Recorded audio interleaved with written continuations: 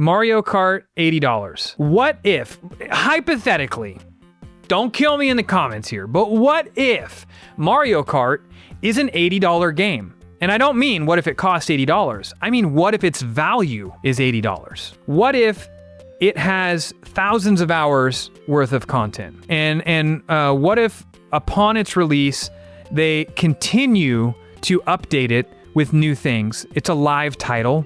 They're adding things all the time to it, right?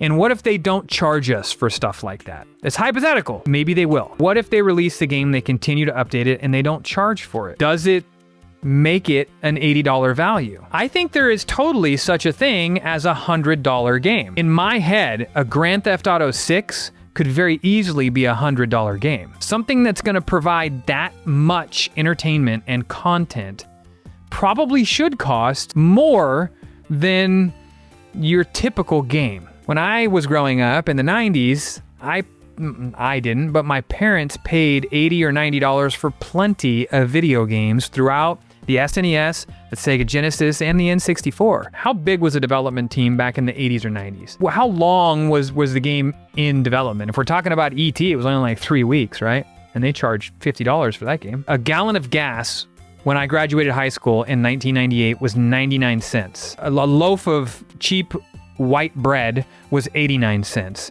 And video games were anywhere between $60 and $80. Today, a gallon of gas is what, $5? A loaf of bread is $3 maybe? And video games, up until like this last year, have still been $60. The bread is made at a factory by robots like 1,000 times faster than it was in the 80s or the 90s. But it takes a team that is like 10 times larger now to produce a AAA video game, and it takes probably 5 times longer to produce that than it did back in the 80s or 90s. Yet the price of games really haven't gone up.